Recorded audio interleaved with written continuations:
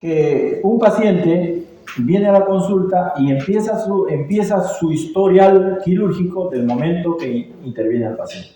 Usted tiene que evaluar en el paciente ciertos factores.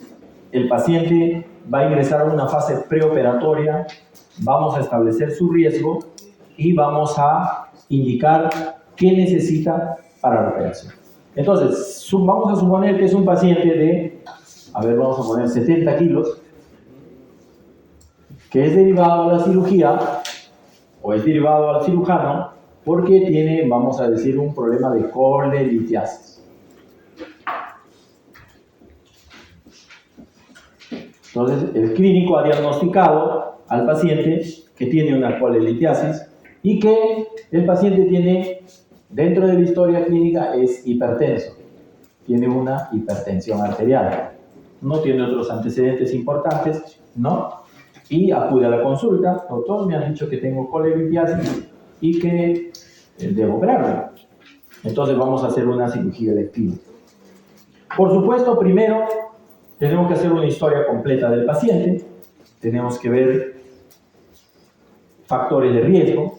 Tenemos que confirmar si es una colelitiasis, ¿no? Para eso tendremos que evaluar al paciente la clínica, la historia clínica del paciente, qué molestias tiene. ¿Qué le preguntaremos? En la primera entrevista, ¿qué le preguntaremos? Ya. ¿Qué dolor tiene? ¿Qué molestias tiene? Confirmaremos, porque muchos pacientes vienen, como dijimos anteriormente, por colelitiasis y de repente no es la causa del dolor. Me ha tocado más de una vez. Lo mandan por colelitiasis para operarse. Y lo primero que le pregunto, ¿cómo está, señora? Buenos días, por supuesto, todo lo que ustedes saben de la semiología y de cómo entrevistar a un paciente.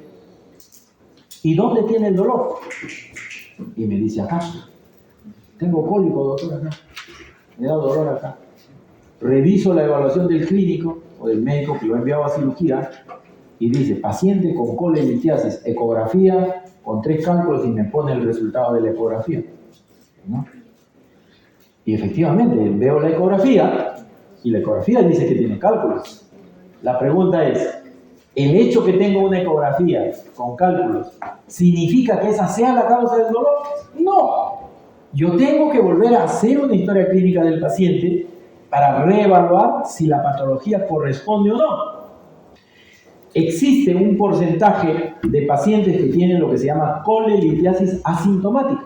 Si yo hago un screening de ecografías entre ustedes, probablemente voy a encontrar acá un 2% de pacientes de ustedes que tengan cálculos en la vesícula y no saben. Ustedes no saben, pero les hacen la ecografía y tienen cálculos. Y entonces la interpretación que da el clínico es la siguiente: como tiene cálculos, y el cálculo es anormal, tiene que operarse. Pero no ha visto o no ha evaluado los otros factores de riesgo. ¿Qué probabilidad de riesgo tiene un paciente de ingresar a una sala de operaciones para extirparle la vesícula cuando no tiene sintomatología clínica relacionada con vesícula? ¿Qué va a pasar?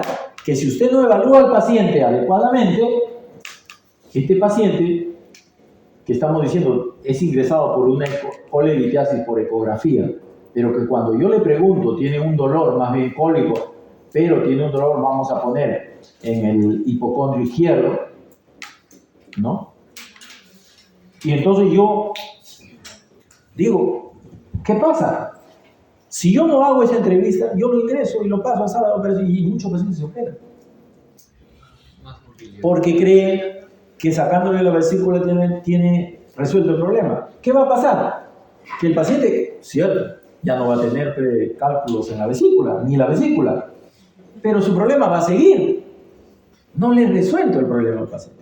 O segundo, como yo no he evaluado los diferentes factores de riesgo de la cirugía y del paciente, lo voy a someter a este paciente, lo voy a someter a un riesgo innecesario.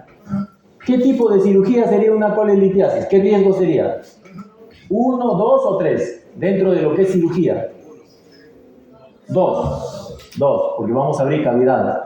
Es un riesgo ¿Y qué probabilidad tiene de complicaciones un riesgo 2? Según nuestra escala de Goldman, que lo vemos, no sé si estará acá a la mano, ¿no?